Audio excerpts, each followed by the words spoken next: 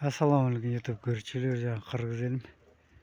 Бүгүн мондай леп фарам бар болчу. 1800 сом алгам.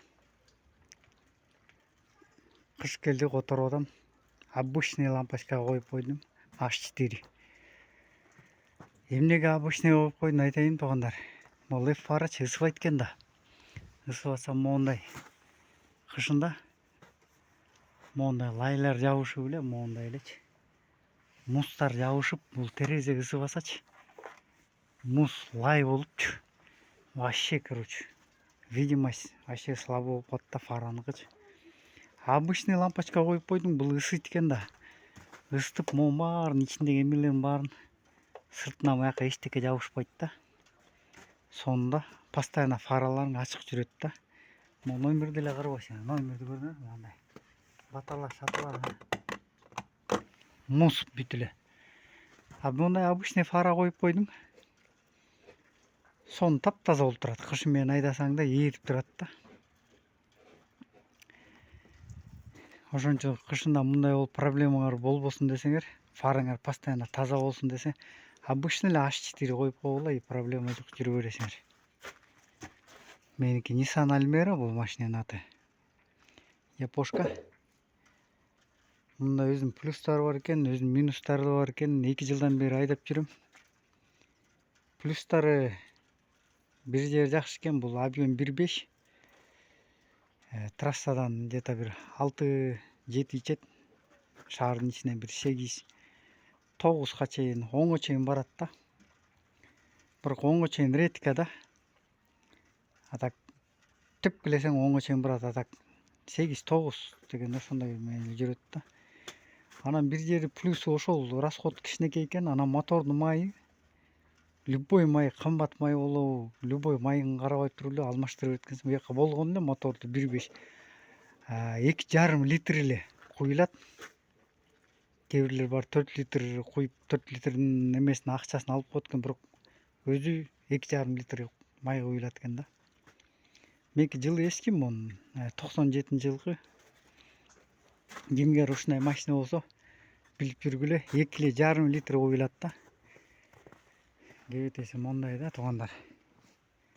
Анан плюстарын айтып берсем туугандар. Плюс менен минусун айтып берсем туугандар.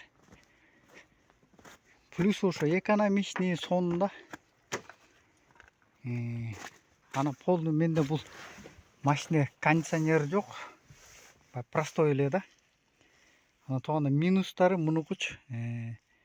Болгону эле астында киши отурган передний отдувда. Артында отурган киши тоңуп өлөт да. Кышындачы. Печкасы 2де жүрөт, 2де 3кө коюп койсоң араң асты кайнайт. Артына киши тоң өлөт да. Арты мондай да. Ошо минусу ошол экен да, кыштын күнү артына киши тоңуп өлөт.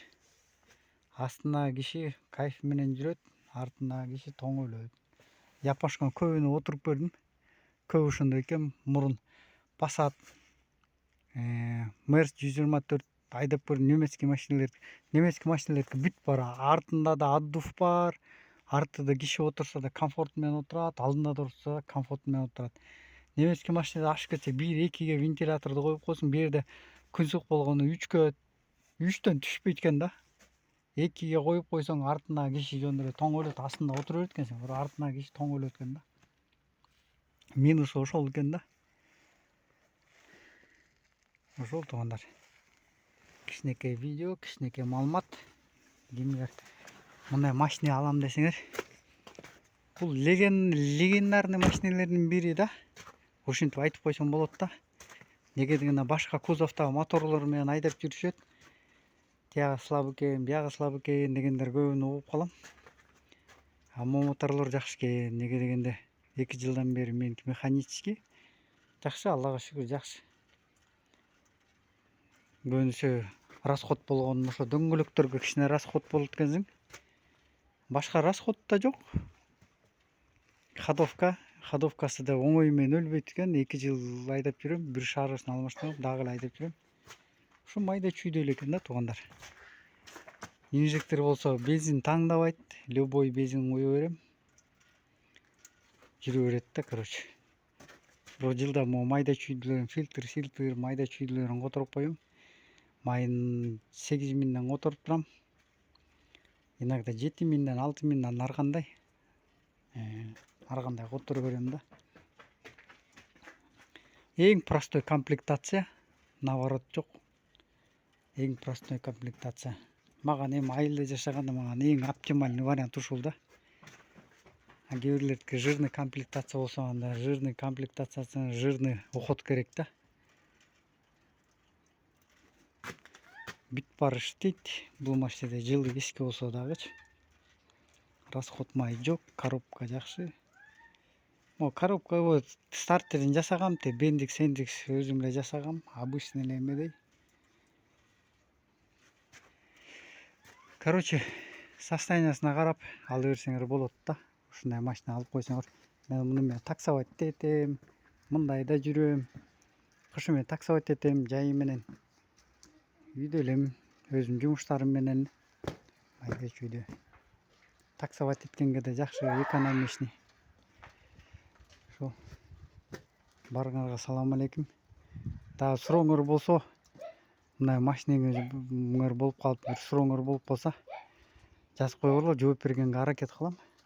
Мен муну айдаганыма уже 2 жыл болду. 2 жылдан бери майда чүйдөсүн көп эле нерсесин түшүнүп калдым, туугандар.